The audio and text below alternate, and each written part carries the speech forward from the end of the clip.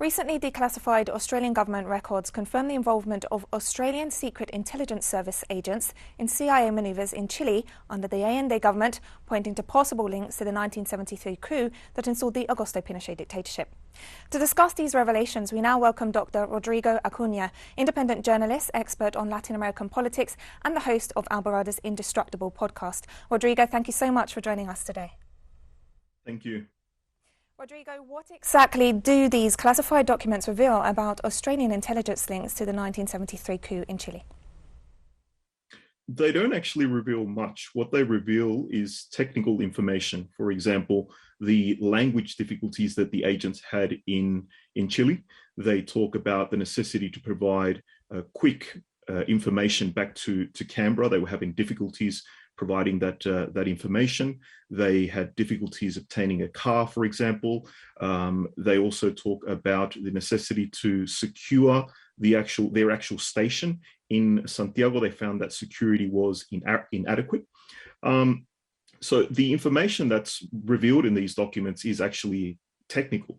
One point which is of particular importance is that they describe that the Australian Prime Minister, Gough Whitlam, found the decision to pull the agents out of Santiago an agonizing one.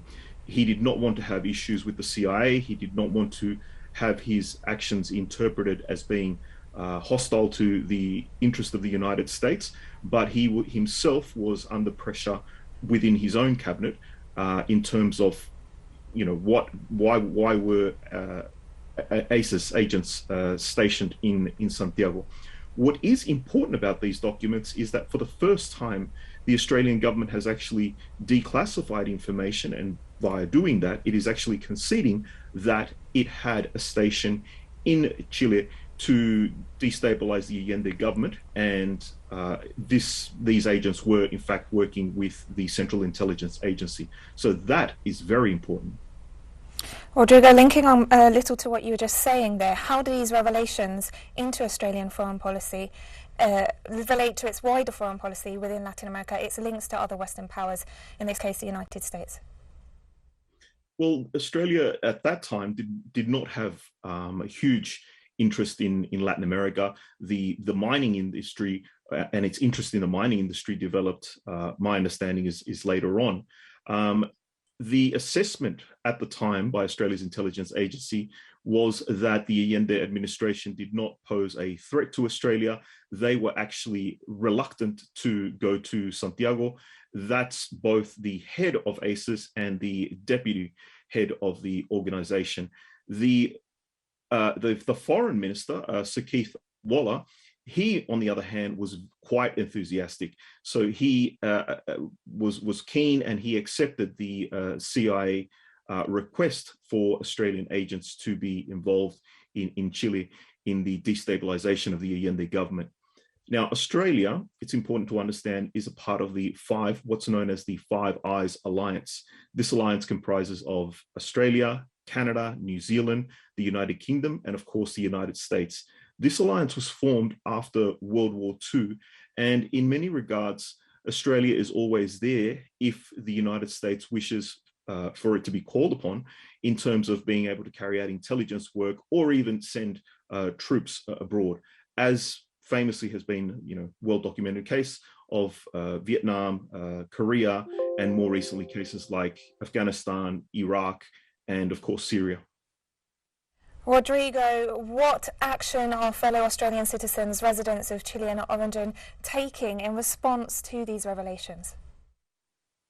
Well, I myself, being of Chilean origin, wrote a letter to the Minister of Foreign Affairs, Maurice Payne, and this letter was supported by approximately 70 Chileans, and we are calling for two things. Number one, we are calling for an unequivocal apology to the Australian Chilean community for having participated in the destabilization of the Allende government. We feel that our own human rights were violated as Chilean citizens at the time, or as the sons and daughters of Chilean citizens. And we find that it's quite hypocritical that Australia participated in the destabilization of a democratically elected government in a sovereign nation, and then after provided the victims of the brutal Pinochet dictatorship with asylum. So we think that the Australian government certainly owes us an apology. The second key point is that we would like to see a full declassification of the ASIS and ASIO files in regarding Chile. The work has been done in terms of declassifying these files has been done by Professor Clinton Fernandez from the University of New South Wales. And it's in fact after a 4-year effort by his legal team that these files were declassified. Previously, when Australian journalists and even a member of the Whitlam government spoke or attempted to investigate these allegations, the Australian government has been extremely secretive and it has not acted in a transparent manner. Rodrigo, on a linked topic, Adriana Rivas, who's a woman accused of being a former intelligence agent and a torturer under the Pinochet dictatorship, she lost her latest bid to avoid extradition to face justice for her crimes in Chile. Can you update us on this case? Well, correct. She did lose her second appeal at the federal court. What she has, and so therefore she remains incarcerated in a women's correctional facility here in Sydney.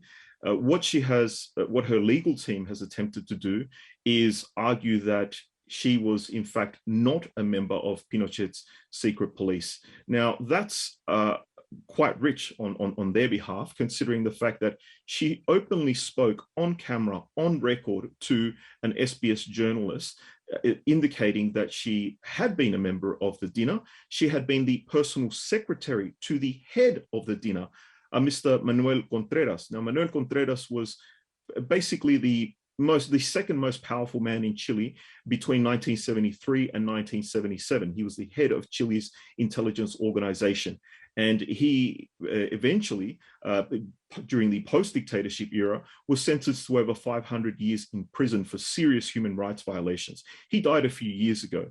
Now, she spoke about working for the dinner. She spoke about working for Manuel Contreras. She said her years at the dinner, and I'm quoting, were her best years. So that defense is quite awkward on her behalf. It remains to be seen, of course, whether her continued appeals will be, whether she will continue losing her appeals, and if the Australian judicial system eventually it decides that it is appropriate for her to be extradited to Chile, where she faces, she has been charged for forced kidnapping and disappearance of 7 people, including a young woman who was 5 months pregnant at the time. Dr. Rodrigo Acuña, who's an independent journalist and is host of Alborada's Indestructible podcast, thank you so much for joining us today and for offering your insight into these revelations on the Australian links to the overthrow of the Allende government in Chile. Thank you.